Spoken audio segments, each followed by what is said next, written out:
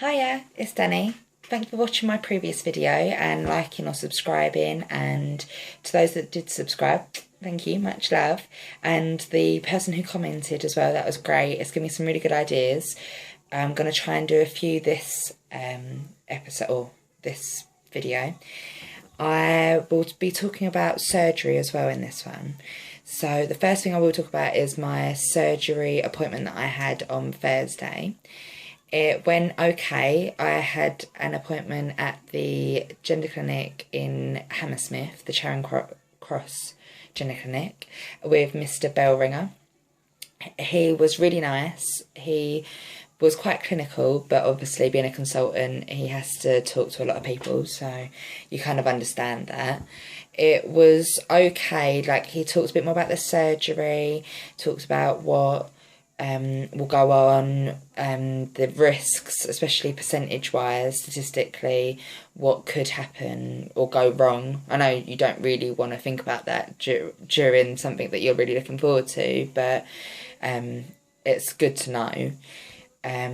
The medical staff as well, I think her name's Manjit, she seemed really, really nice. So I'm kind of looking forward to, I suppose, working with them. And then having the surgery.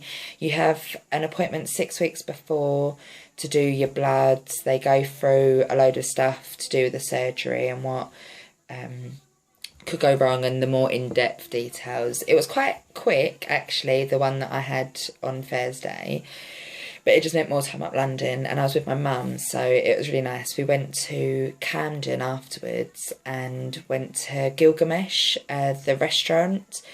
Amazing. Anyone needs to go there. I would really recommend it. It's so nice. I had a glass of champagne as well to celebrate. But it was lovely. It was nice to have a day off work as well. But took a day's holiday. What I'm going to discuss next is what was commented, one of the things that was commented on that video that I did prior to this one. And the first one would be what advice to give to people who are looking to transition or thinking about transitioning.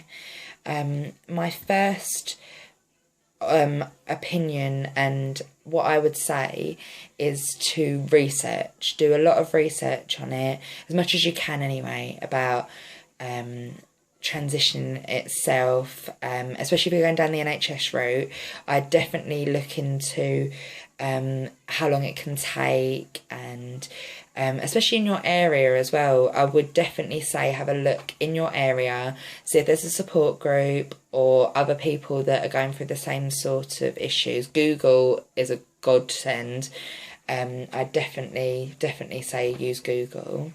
I'd definitely say that researching as well, the money side of it, not so much how much it's going to cost to have surgeries, but you're going to have to buy a new wardrobe depending on how feminine you are already, and you're going to have to look to fund, even if it's on the NHS, your prescriptions when you do start hormones. Your name change, I will do a video on this actually, but I will link into one that I know, someone that from uni did a video, and it's a way to do your name change without having to go for a solicitor, so you can do it yourself. It's really, really interesting actually. I'll give you it, and it really helped.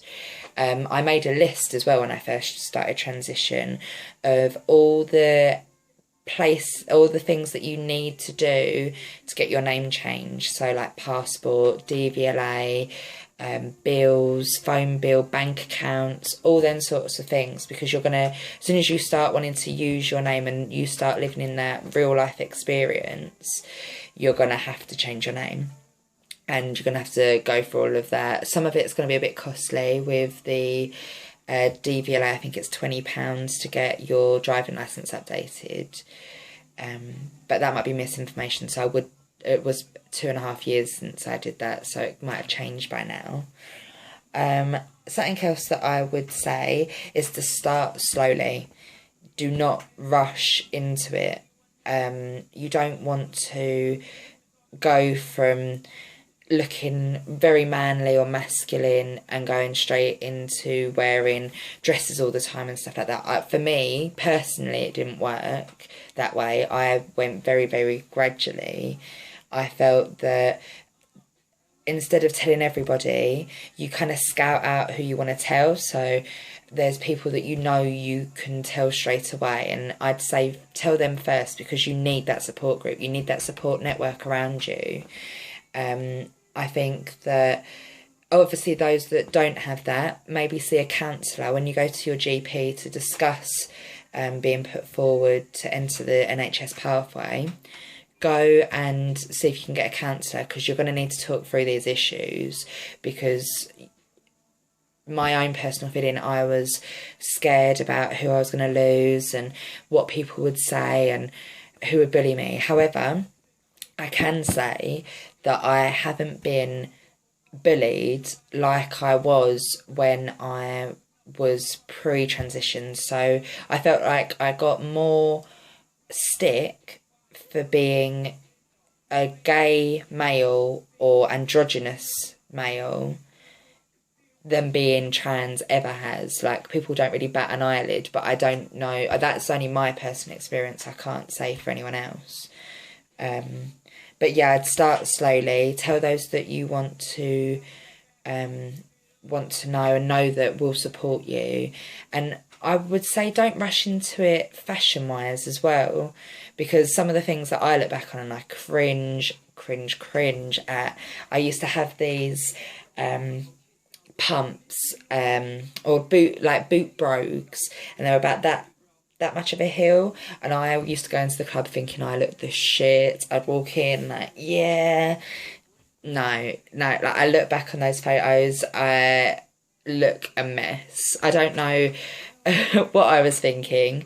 I used to have really, really short hair, and I'd used to curl it right up so it was even shorter, and I'd wear jeans, then brogues, and a waistcoaty type top with a scarf and things like that, and used to think I was hot.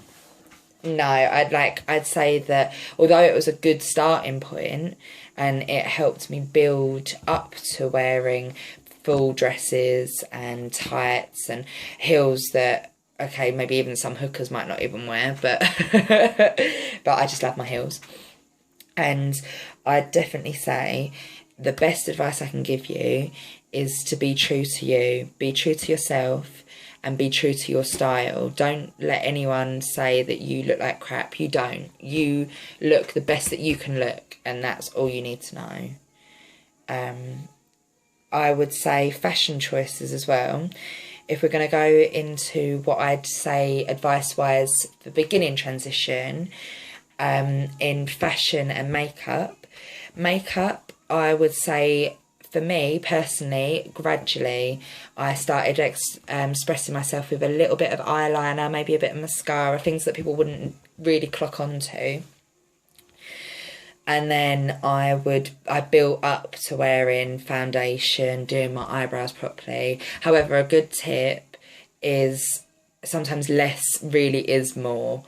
I used to do quite big eyeshadow and really, really thick, and it was very, very drag queeny, and there's nothing wrong with that, but I don't feel that many cisgendered women do eyes like that. Even on a night out, it's more understated. Obviously, coming from Essex, you get the big eyelashes, the big red lips, the big hair, but there's makeup that looks feminine, and then there's makeup that looks masculine.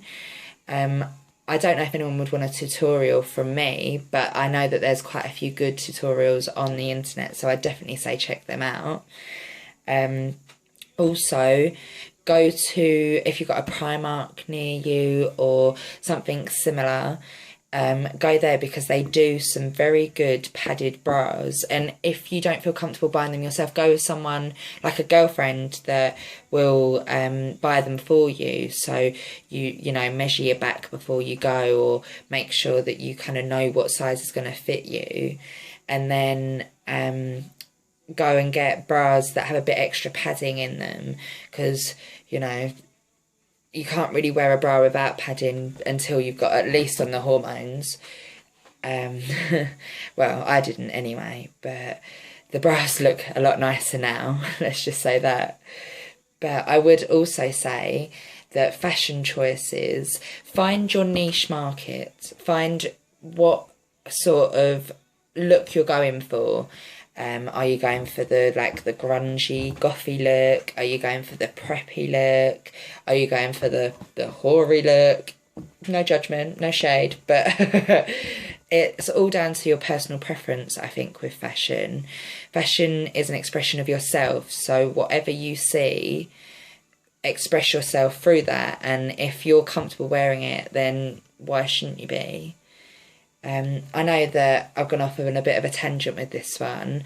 My final note on this video would be, I think that you need to find yourself, when you're starting to transition, find what you want to do and what works best for you, because it isn't an exact science, and it's not going to be something that everyone's going to accept and be okay with straight away.